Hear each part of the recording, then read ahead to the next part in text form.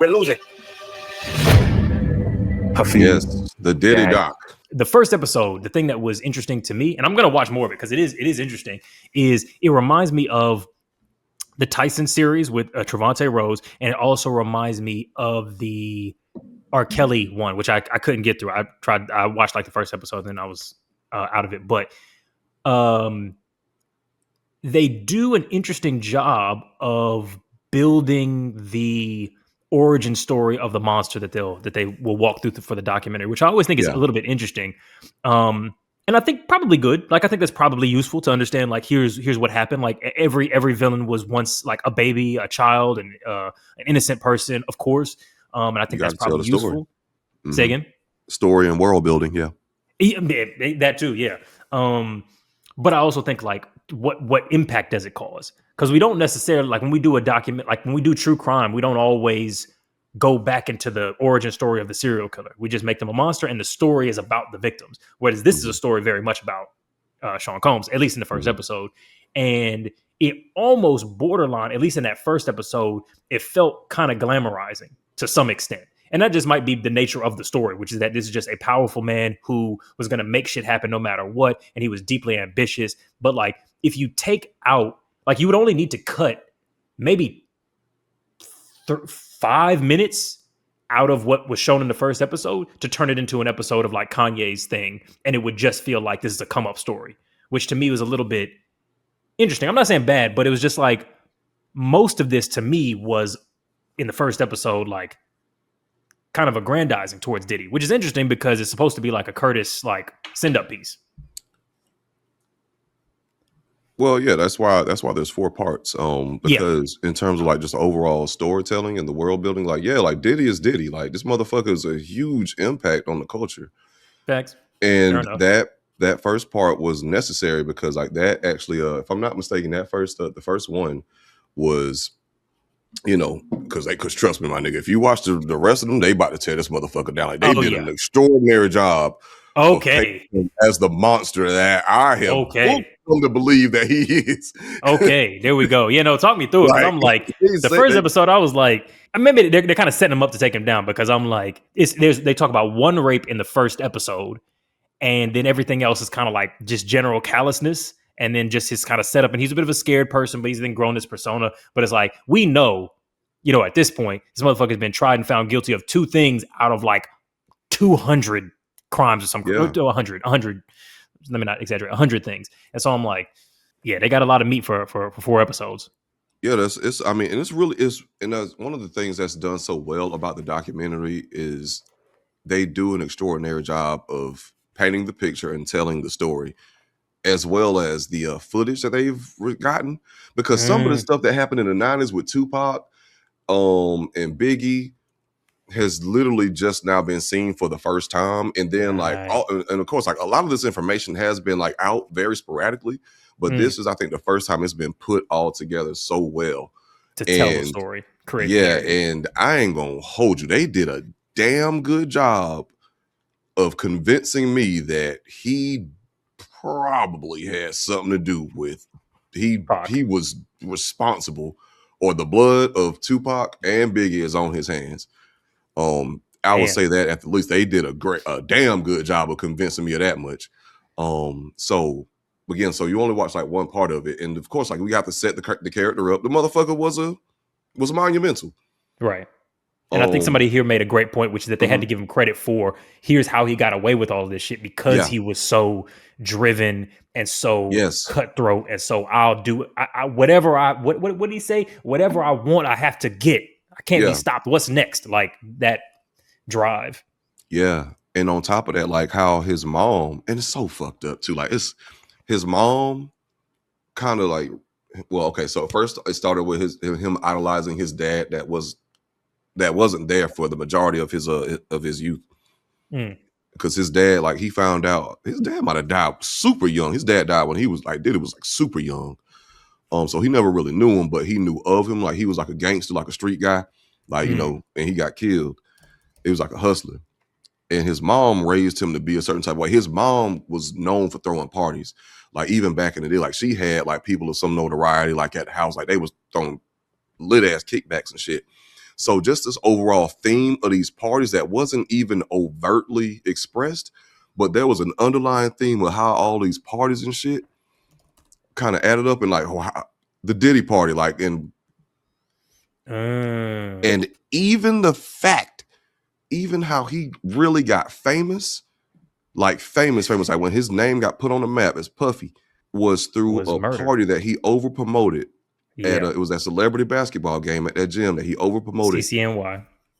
Yep, and too many niggas came and they bum rushed the door, and it was like 9 deaths. So like, and it's so crazy because again, like I said, like they do a great job of painting this nigga as the piece of shit, the villain I think he really might be. And his start was built on the deaths of people that he ultimately got away with, because when he started Bad Boy, he couldn't put it in his name because people might come after him and sue him. So he put 75% in his mom's name and then the other 25% in his co-founder's name. Which was an intentional business move to keep everything protected, which is also crazy because you have to think like his first initial claim to fame was built in blood. And I remember in the documentary, they said, you know, Diddy had idolized this idea of the tough guy, of the strong man, of the gangster, but he wasn't doing it on the street. He was doing it in the boardroom and in industry. And the term that he used was a paper gangster, which is, you know, I've gotten all of this power in an industry that's kind of adjacent to this shit. And it's like, yeah, a gangster or whatever, they'll shoot you in the street. But like the paper thug or the industrialist, they'll put a factory next to your town and give all your babies cancer or kill a whole bunch of the townspeople. And that's kind of what that his very first thing on the map was, doing some industry shit that put 9 people in the ground. And it was like, yo, that's the cost of doing business. You know, I don't know if that's what his initial feeling was, but it is kind of interesting that that's where it started. Yeah. And I mean, like, the thing that got that, you know, maybe not where it started, but that's the thing that got him on the map, oddly enough. And, you know, he made a speech, is like, you know, this is really unfortunate. We make sure like this never happens. Like, you know, he kind of, you know, but never took, and I can't imagine why the fuck he would take accountability for it public, because, you know, lives were lost and, you know, whatever. But Lord have mercy. Like, this is so much shit that he did that is just insane to me from start to finish. And even with this, the overall culture of like fucking another nigga woman, like in rap, you know how it's so like you're gonna hear like most rappers is gonna talk about I fucked your bitch or I'm fucking your girl. Yep, that's why mine? Why can't it be right? Hey, look, like, it's rap. And these niggas is and that shit is so fucking weird and kind of a little gay to me. And I don't mean that disrespectfully. I mean literally so? a little gay to me. Just like a little queer. Why do you? Yeah, a little queer. Because why do you want to have sex with her just because I had sex with her? It's a way of bonding. You know what I mean? It's kinda friendship. Weird. Kind of fucking weird. I don't know. I don't have any brothers. I want some Eskimo brothers. You know what I mean? Take it easy. So what's the non-politically incorrect way to say Eskimo brothers? Because somebody did check me for that once. But then again, I don't know. I feel like I don't even know any Eskimos. So that's damn. You can't say Eskimo brothers. Yeah, because also Eskimos isn't even the name for Inuits. So I'm like, is it really even racist if that's not even the name for that group? If I call Inuits and then I call Eskimo brothers, then I think that PEMDAS cancels out. Y'all let me know. Yeah. If there's any Inuits in the building, shout out. Yeah. You know what I'm saying? Inuit brothers. No, you can't call them brothers, they're cousins. Oh shit, my fault. The bear. Yeah. Oh, but another thing is like also like his mentors. Fuck. What was the name of that record label that he first started with? Uptown, yes. What was the name of the goddamn CEO? Andre Holland? Andre Harrell. Thank you, Andre Harrell. Yeah. He learned a lot of that shit from him. And even with like, you know, parties, women, business, and fucking over artists with their money.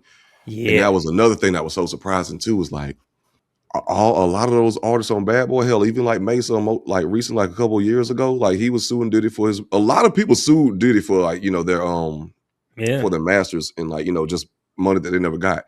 Most notably, Craig Mack was brokered in TLC. I don't even think that nigga got a rap for.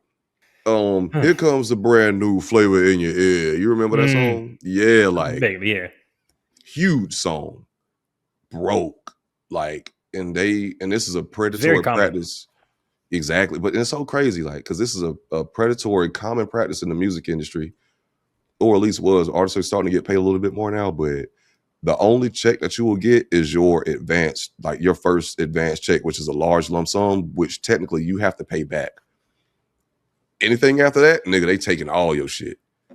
Yeah, it's capitalism. Yep. End of the day, like literally, it is your intellectual property is capital. You generate it through your work, but we own it. Which is, man, that's some crazy shit about art, man. That Mhm. like music is capital, information is capital, and so Yeah. you put in human labor. You sang it, you composed it, you thought of it, you went through the experiences in your life to synthesize that into some art. Okay, cool. We own the masters, so this is actually our property, and we're gonna make money off that in perpetuity. 360 degrees. Yeah. All the way. Yeah. Kirk Burrowes.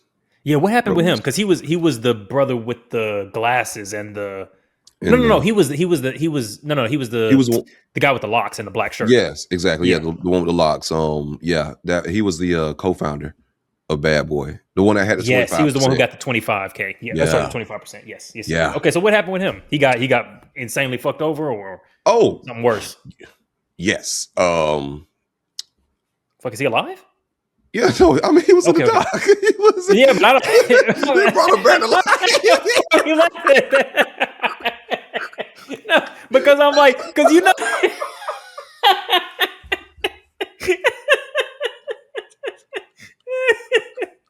No, man, because hold on, why? Don't do that.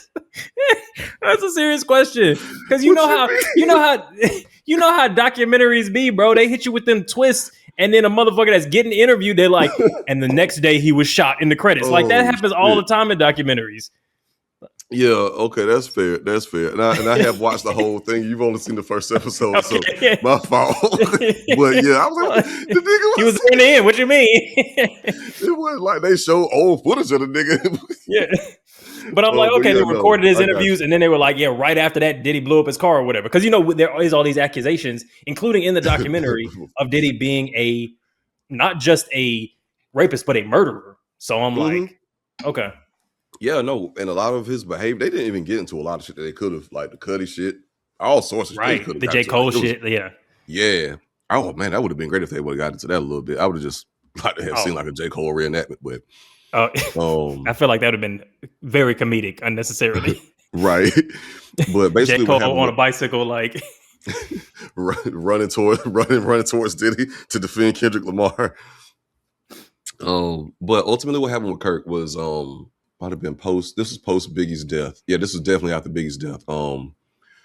Diddy came into the office with a bat, and I think maybe like somebody else, and with a new contract saying, "I need that 25% back." So clearly through threat and intimidation, and wait, he as was in like, buy back the stock, or I need you to pay me in cash, or just like "I'm getting I'm like forcing you to that, sell me the stock." basically like transfer that your ownership back over to me, like that 25%. Yeah, no, that's mine now." Whew.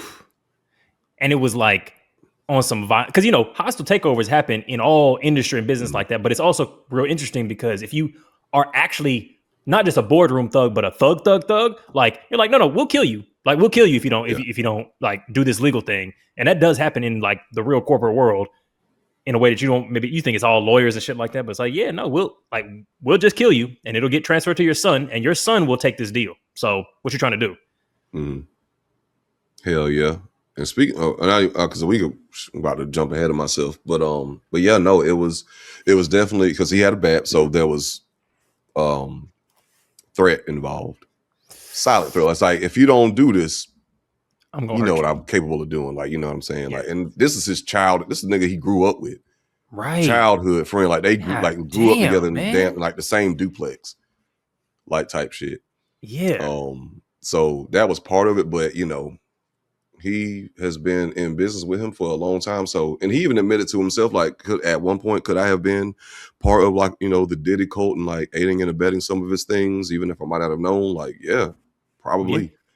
So because he said he forgave Diddy after he saw him beat his own mother, which Yes, and I that's mean, another I'm like, nigga, you put hands on your own mama. she put hands on him first, which I'm not saying that to justify anything at all. Yeah, I'm right. just saying this is not a top down abuse situation. That's a different thing. You know what I'm saying? Like I think it then repeated itself in his other relationships where women like Cassie, who did nothing to him, were the victim of a constant Oh, a lot of them. cycle of Kim abuse. Porter. But I'm Kim surprised they Porter, yeah, didn't. I'm surprised they didn't bring up the potential accusation of him having something to do with Kim Porter's death, but they might have steered away from that out of respect. awesome hearsay. Oh, to her. And her family, because Okay. at the same time, like even with this documentary, like there are still real people who have to Yeah. deal with the stuff that was impacted by, all this stuff. So, and they might not want this attention, but that was definitely a theory out there that he had something to do with Kim Porter's death. Okay. What's the? Because I'm there were so many things that I wasn't fully aware of, and so there's bits and pieces where I'm like, oh, that's what that event in history was, or like, oh, that's what that was, and I'm recontextualizing things, and I'm like, man, Diddy was really at the center of so many things, some of which I knew, some of which I didn't know. Yeah. For myself and folks in the audience, what can you walk through the Kim Porter story and the way that it attaches to Diddy, even if they didn't cover it in the doco? Oh, they covered it, but not her death. Kim Porter was Albie Shore's girl or some Heavy D. No, Eric. No, it wasn't Eric Sermon's girl. That was because he had a thing for taking other niggas' women. Yeah, and you figure that's gay. Weird fucking behavior. Yeah, I think that's a so different fucking thing. weird to me. But anyway, Yeah. but Kim Porter, it might have been Albie. I think it was Albie Shore was Kim Porter's boyfriend. They were a couple. Albie Shore is hot. Like he's got like a big record. Kim Porter works at Uptown. Like she's the first person you see. Like she's like the head secretary or some shit. Like she's the first person you can get off the elevator. Gorgeous woman. Diddy was like, I want that. Oh yes, no, I remember this. Okay, yeah. And he was that, always like harassing her. Yeah. Yeah, exactly. That was very much so harassment. Yes, Quincy is Al's son. Exactly. Yep. And I actually. Anyway, I ain't even about to get into that. I'll tell you later after we get off the mic, after we get off the pod. But basically, he ended up getting Kim Porter, but Kim wasn't just sit down. I'm gonna just take this abuse, or like you ain't just like you gonna respect me type. She was like a real like you gonna respect me. He was abusing her. Like there was I think one of his bodyguards who said I never actually saw him do it, but I was outside. And I could hear the goddamn cartoon crashes inside. Yeah. She would come out, her face would be red, and then clearly he was putting his hands on her. But as far as her death, they basically was saying that he had something to do with maybe like poisoning her. And I can't remember like why at the time. So she died of pneumonia supposedly, but the argument is that perhaps she was poisoned. Yeah. Yeah. Okay. Which I don't know. But his another thing, they didn't really get too much into it as well. Like they didn't drag his kids into it, but I think niggas need to watch out for Justin Combs. Allegedly, this is just my thought. Oh, that's the kid with That's his oldest son, light skinned one. Yeah, the light skinned one with because he was with the woman who was Eric Sermon's girlfriend. I can't remember her name. Yes. But that was she had blonde hair in the thing. Yeah, because that was the first girl that he actually, from a notable, rapper. That was Eric Sermon's girl, and he was crazy. Like motherfucker, how you gonna goddamn like go after somebody else girl after they break up, and then like when you hear that they cool. You pull up like a madman, like, yo, we're going to kill this nigga. Misa, thank you so much. Yes. That's is that the one where he pulled up on him, swung on him, missed, went around the corner, and then played him the new Biggie track? Exactly. Yes, exactly. Because Eric was like, nigga, you can't beat us. Like, you can't even beat me. Like, what are you doing? But yes, that's the one. Which is, that's for some reason when they describe that moment, I'm like, I see why he was so successful. Because going from like trying to fight somebody that you can't, to being like, okay, cool, we're around the corner, we could fight, maybe I win this, maybe I don't, or I could just hit you with a total non sequitur. Yo, listen to this track. This is what's about to be big. Look, let me play this heat real quick.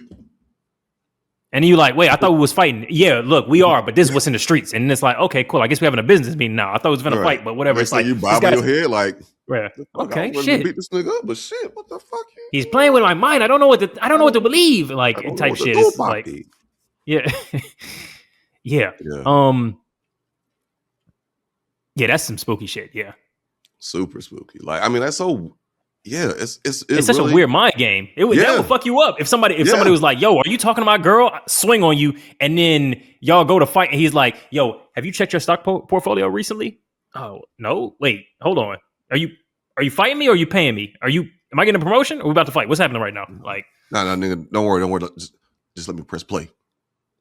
boop. Biggie, can't you see? Sometimes the worst is hypnotized me. Like, that's the first time you hear that jam. Like, Oh shit! Right, the first time, like you just heard history, and it's like it's almost like I know I can't beat you, but in a way I'm doing another act of domination because I'm like, okay, cool, I can't fist fight you, but I'm showing you in this moment I am the architect and the owner of history that is yet to be made, which is kind of like it's almost like a secondary power flex. You know what I mean?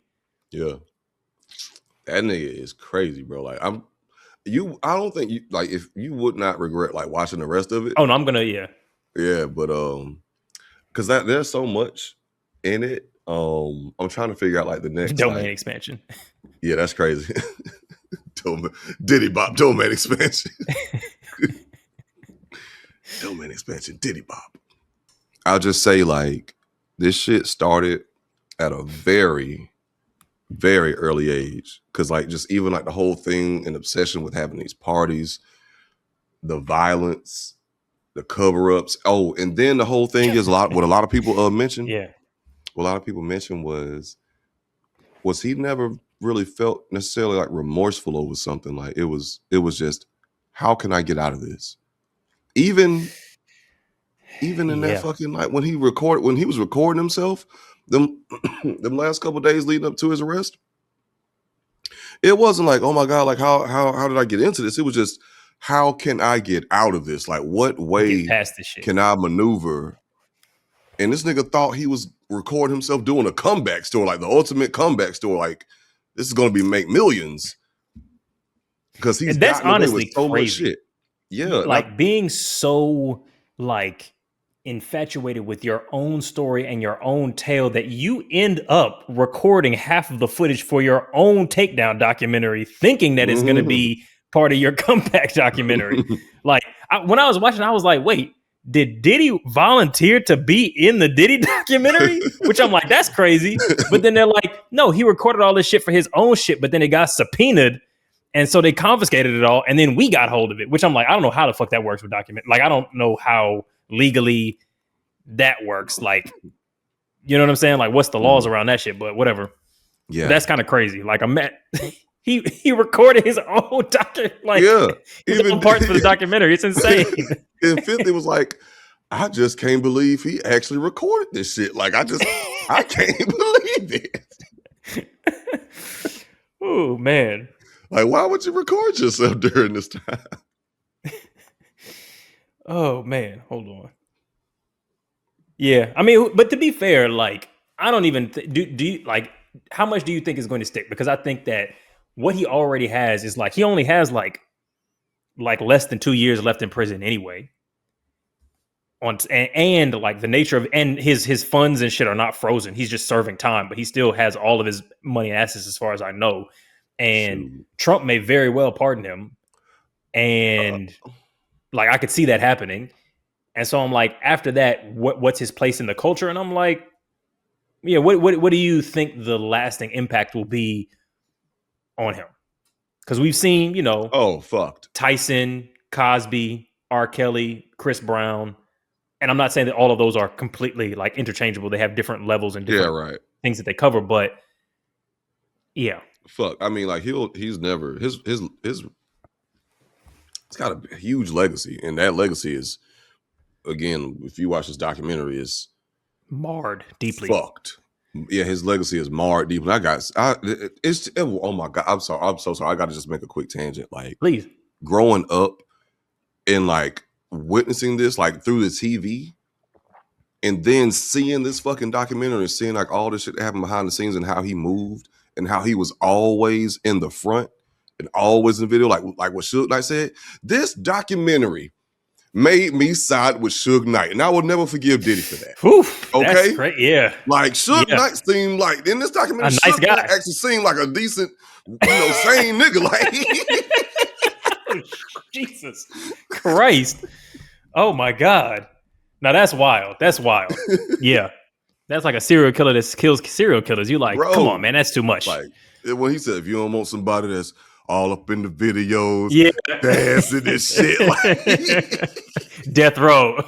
Right, bro. Come to death row, baby. Like insane. What was your question before that? I just had to make that quick little tangent. Yeah, we were talking about like where do we think his standing will be? Do we think it'll impact? Somebody in the comments said he'll be an OJ. I don't think so, because I think that OJ fucked up by transitioning himself into a mainstream American figure instead of a black figure, and so he destroyed all of that with the murder, obviously. So he had no career to go back to. Well, I think that Diddy is a bit different and is closer to an R. Kelly or a Bill Cosby. Yeah, very much so different. And then like the thing is, like black people was riding for him even with the murder. Like which one? OJ. Right. Like, yeah, it's totally different like circumstances. We all well, know. But I mean, are we saying that because I guess part of my implication is that at least for some percentage of the population, that's also true for Diddy, is what I'm getting at, or what I was hinting at. Some percentage, but in terms of like your ability to come back and like do things in media and be welcome. Yeah. In terms of just like social acceptance, OJ had a lot more grace and leeway in terms of social acceptance, or at least to just be left alone, to not be hindered by the masses being outraged and starting to riot and boycott. Because this motherfucker OJ was a running guest on Cam and Mason's show, and people found him hilarious. Oh, yeah. I got to watch the rest of the documentary because I haven't seen all of what's there and what the impact is. But I feel like even in Diddy's thing, where he's biking around on the bikes in the middle of the shit that he's recording, like people are like, "Yo, Diddy, can I get a picture?" So I'm like, he's still got a lot of grace among a lot of black men, if I'm being honest. So it's like, but that happened at the very beginning of his trouble. Okay. Like, the Cassie tape, I don't even know if the Cassie tape was out yet, but it might have been out yet. It might have just came out, but that was still the very beginning. And like, you see fucking Diddy in New York, like it's, of course, like, of course the niggas gonna be like coming up and like, oh shit, it's Diddy.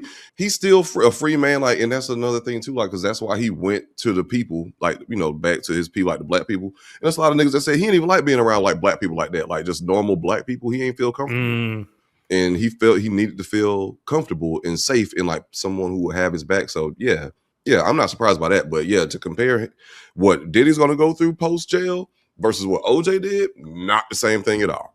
At all. Okay, you think it's gonna be a lot worse for him? Absolutely. Like, absolutely. Interesting. Okay, interesting. Yeah, cool. Fair enough. He's still gonna be able to do some shit behind the scenes, but he ain't gonna be able to just, especially he's not gonna be moving like, he ain't gonna be able to move as freely as an OJ. Okay. At all. Or even like a Kanye, which I mean, that's a whole different level yeah. down of what Kanye's situation was, from in my view. Because Kanye can pretty much still do whatever the fuck he wants, like largely. But Kanye doesn't have no crimes. That's the other thing. Yeah, exactly. Yeah. Whereas this is like, no, you're accused of murdering and raping our men and women. Like, you done hit everybody in the whole community. Yeah, bro. You done hurt the whole, like, that's a different type of level of predator. Like, that's a super predator. That's a super predator. That's like some shit that like old pagan, like Finnish, like village people would talk about. You know what I'm saying? Like, it looks like a man. It has the form of a man, but it hunts our children at night type shit. Like, yeah. And like, you prey on the men, the women, and the children for their lives and sexual. Like, Jesus, that's everything. God damn, what did you not do? There's no crimes left. Like, yeah, and you know what? Damn, molested children. Shit. Yeah, I wouldn't be surprised. I mean, hell, I would not be surprised if he was on Epstein's island. And then like that whole thing with Lil Rodney, or Rodney Jones, the producer. Mm. Cause like the shit that was so crazy. I remember when Diddy's last Breakfast Club interview when he was promoting that album. I think it was Love, Brother Love, or some shit. He was Oh going by yeah. Brother Love. Oh yeah, that And came out like a year ago, right? yeah, like it was like this is like last year, if I'm not mistaken. Yeah. Like, and that Breakfast Club interview happened about 2 weeks before this shit blew up. Maybe like 2 or 3 weeks, like because that album just came out. That album came out, charted, and then a couple weeks after, it just That sounds right, because I remember listening to it and thinking like, oh, people are responding to it. Like I don't remember thinking like, oh, this is like an album dropped by R. Kelly. I kind of thought like, okay, I've heard some things, so this is a controversial, maybe not a good person, but it wasn't like, bro, you in the middle of a fucking horrific criminal trial right now. It was right before, I think. Yeah, no, it was. Yeah, that album came out right before everything. Oh, but I think it was after the raid. After the raid. The raid. Oh, raid. When we talking the album? Remember when they raided his house and they took a whole bunch of stuff? Yeah, when they found all the lube and the whole baby, the Johnson & Johnson. Yeah, I think it was after that though, right? The album, I promise you. I promise you. Like it's a question. Yeah. The album came out before that. Okay. All this, like this shit exploded. That album came out like about like 2 or 3 weeks before like the accusations, like Cassie, all of that shit. Like it happened kind of quick, but yeah, that album came out a couple weeks before. Yeah. I do think that to some extent that like him being a queer man and a sexual predator, similar to like a what's old boy's name, Kevin Spacey, that might be the real undoing, because now you've covered all your bases. Like the people who could forgive the woman beating and could forgive the sexual assaults and could forgive the murder, I feel like they're less likely to forgive the queerness. So who you got left in your corner? Which is insane. Insane that's the one, but we know it's your breaking point. Yeah, but we know it's people that's going to be the like. All right, we ain't with that. Yeah, man, shit, man. Sometimes bitches be tripping. I can't, man. If I don't fuck with that gay shit, nigga, man. Fuck all that, bro. Fuck that, nigga. You what you mean to tell me, dick, nigga? You want dick, nigga? You like dick? Nah, gang, shit, man. Bitches be tripping sometimes, bro. Huh? And they be lying, but nah, bro. Can't do that, dick, nigga. The fuck. like he said, no, we can't. Man, hell no. Dick though is crazy. You can't do dick. I looked up to this nigga, bro, like shit, man. I thought he was, you know what I'm saying? Man, I looked up to him. You know what I'm Turns out he was going down on the community. I can't. Yeah. I was looking up at him and he was looking up the cock, man. Come on, baby. Come on. What's up, man? Hey, granddad. I think I'm gay. You mean to tell me I looked at him and he was gay? Do that make me gay too? Yeah. Oh.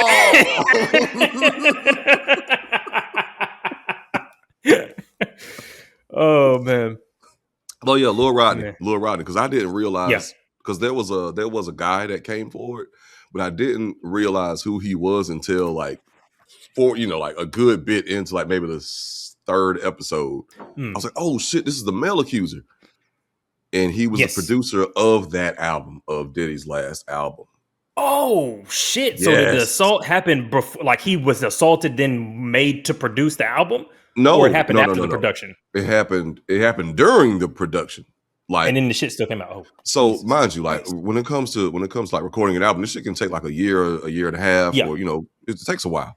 Yeah. So the way that he got in was basically he had the best beats. He basically like produced a song that Diddy really liked, and it was like fit his vibe. So that's how he got the job versus like other people who was bidding for that spot to, executive produce, like, be one of the people that was, I need to get as many of my songs or production on this album as possible. That's how Lil Rodney got in. And buddy, he was a part of a lot of those parties. He was at a lot of those parties. And then at the same time, there was a part of the documentary where he said he would wake up. Sometimes it would be girls in the bed. He would wake up, and then sometimes it'd just be Diddy in the bed. And he wouldn't have any recollection of what happened the night before. And he just said he would be sore.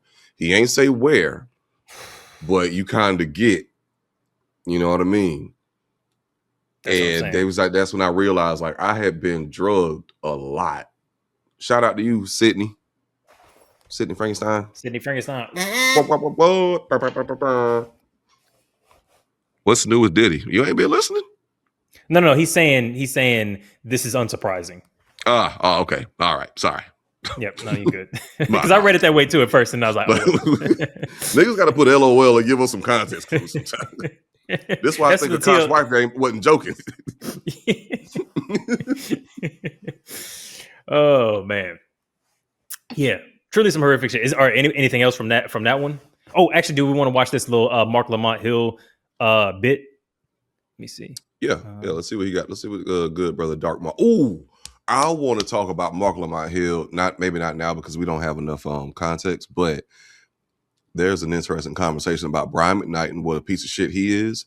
Yes. And Mark Lamont Hill's message to Brian McKnight being on Dark Mark time. But yeah. Oh no, because I did see him like he had a whole interview with the family, and I'm like, okay, he's on some petty shit. And it's on his Patreon. I'm like, I like this Mark. I like this Mark, man. I'm like, Joe Budden, criticisms aside, I feel like this makes such a good hire, like such a good eye for talent. Is perfect. It's the exact flavor. It's the MSG that recipe needed. No, like and Mona was the last ingredient. Like Mark and Mona being like them two. They've been pot like yes. Okay. This and I love to see it. I love to see that. I love to see the art of crafting those conversations and what can be done, and what different personalities do you need in the room. And yeah, there's some inspiration happening. Not gonna lie. Though I also feel like they kind of bit our flow a little bit. Not gonna lie, but is there any violation from 50's side to make a documentary about it? 50 do anything wrong? 50.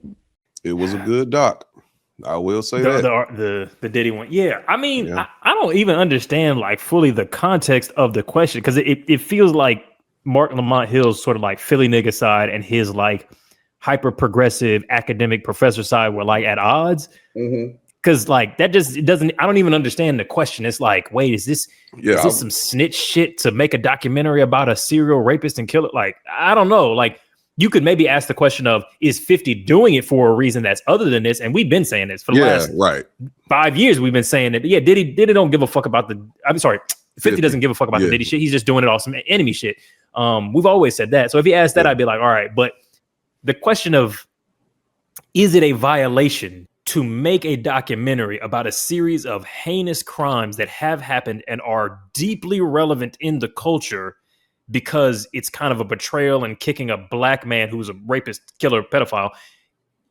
Is that like a violation? I'm like, that just seems like a strange question to come from Mark. And maybe he was just saying it to make conversation. Like because he just asked the question. He wasn't like making an argument. So maybe he was just doing his job of like, let me just say some shit so they can say some shit so we can get content. Like, I guess that happens. But he wasn't making wrong with asking the question. And then like you also got to think like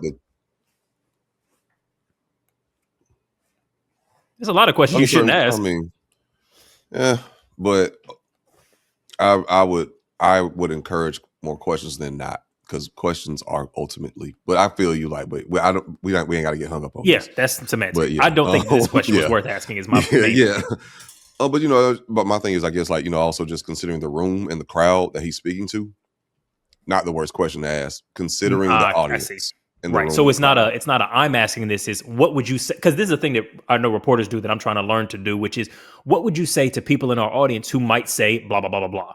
Yeah. So you kind of ask this question that's like, I know people are thinking it.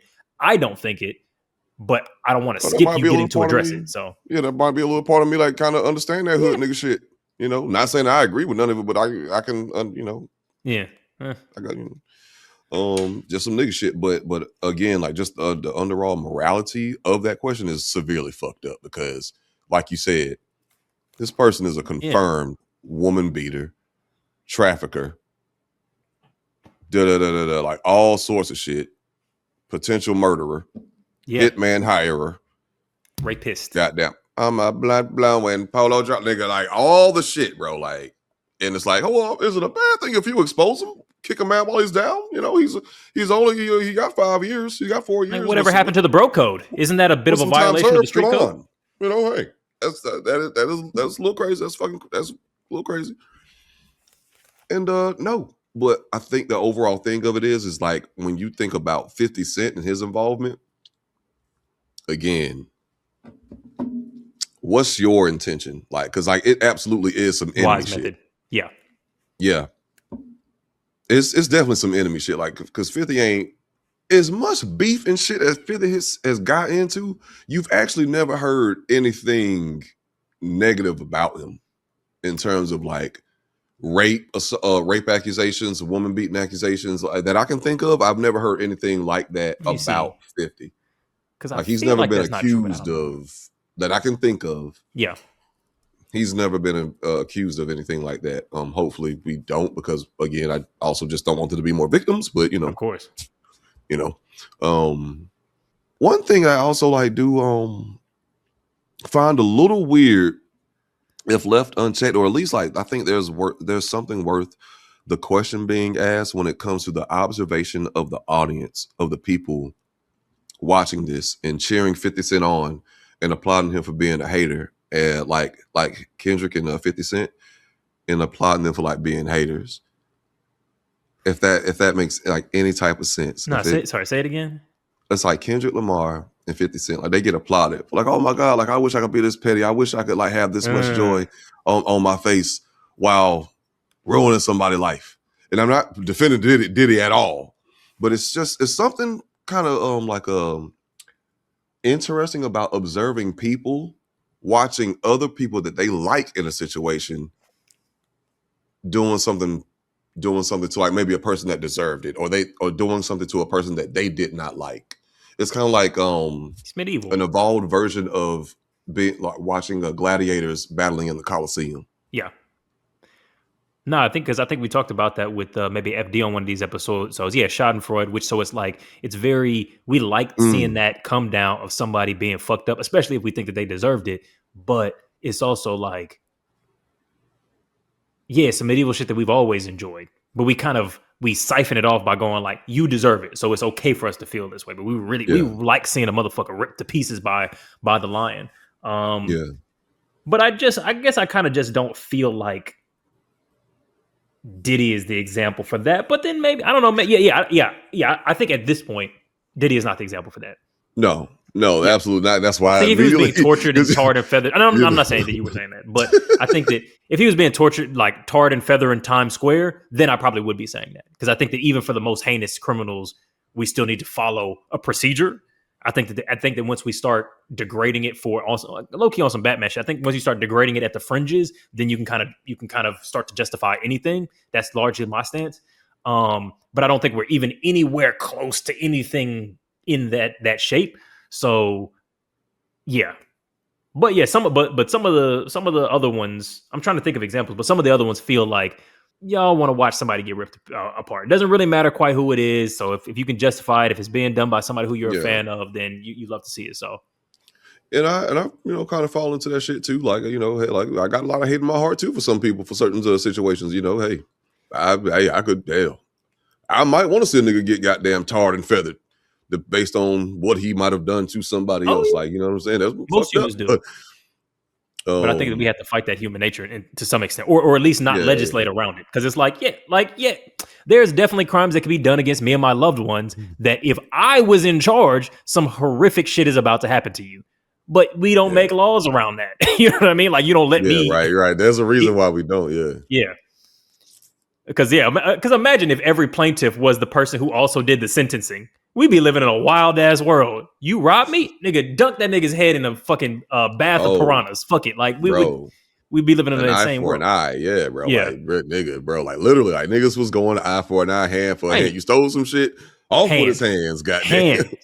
So it's like, we gotta go. The government had to go. Okay, hold on. Hey. You come with the thing. We'll decide who's guilty. Then we'll decide what his punishment is. You not going, decide how many limbs he gets to keep. Shit, bro, the Iron, boy, they had some insane device. The Iron Maiden, they human beings. Woo, bro, we get so creative when it comes to killing people and torturing people.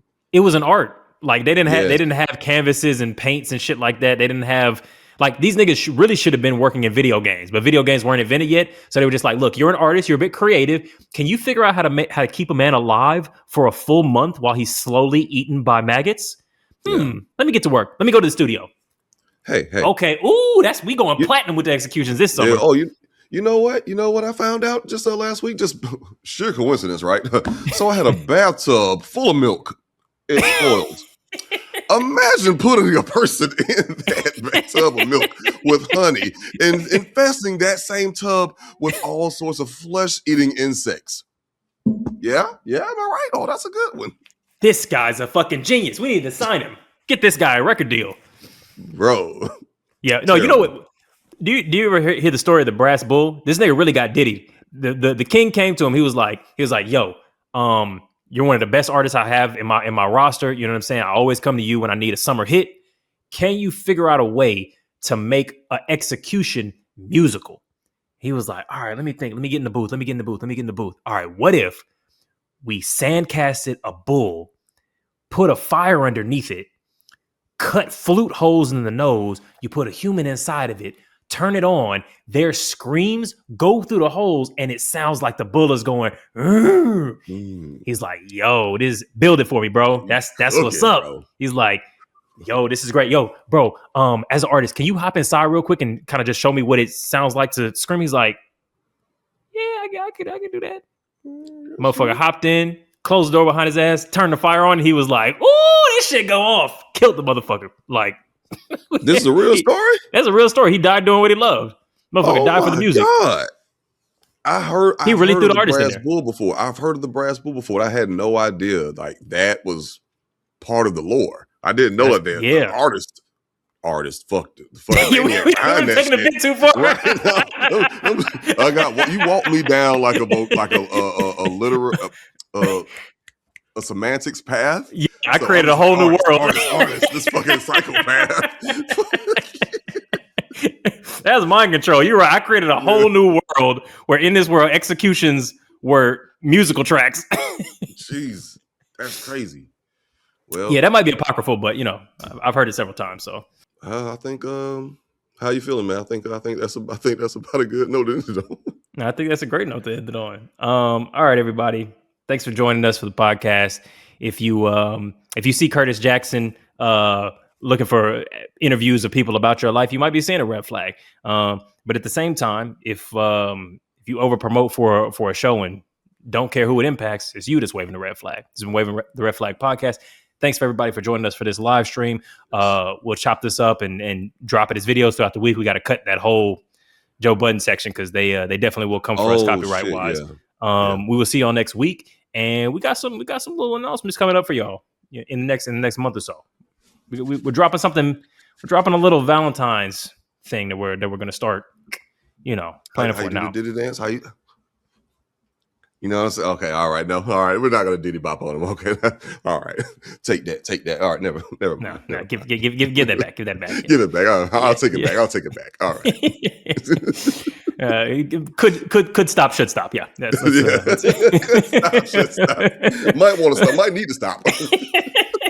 Ending this trade. Okay, peace, everybody.